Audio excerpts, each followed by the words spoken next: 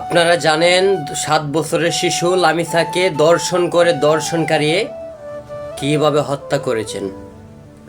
আসলে আমাদের বাংলাদেশের জনগণের কিংবা বাংলাদেশের সরকারি দলে যারা আছেন তাদের লজ্জা থাকা উচিত।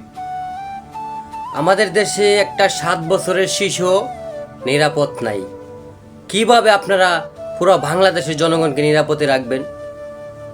7 বছরের শিশুকে দর্শন করেছেন, সেই দর্শনকারী নিজ মুখে আদালতে জবানবন্দি দিয়েছেন। সে দর্শন করেছে, সে লামিয়াকে কিভাবে হত্যা করেছেন। তারপর আমাদের দেশের স্বরাষ্ট্রমন্ত্রী সে বলতেছেন সেই বিচার করতে নাকি 1 সপ্তাহ সময় লাগবে, তদন্ত করা হবে।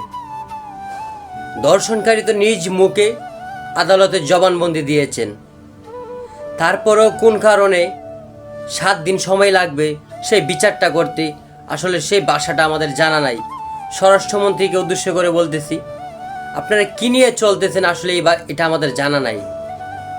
কারণ একটা আসামি নিজ মুখে জবানবন্দি দিয়েছেন, সে সেই দর্শনের সাথে জড়িত, সে কিভাবে লামিয়াকে হত্যা করেছেন। আপনারা এখনও বলতেছেন তদন্ত করে দেখবেন, চেষ্টা করবেন। চেষ্টা করা মানে কি? তার মানে আপনারা বিচারটা করতে পারবেন না, কাউকে কোনো আশ্বাসও দিবেন না আপনারা যেই কাজটা না করতে পারবেন। ধন্যবাদ।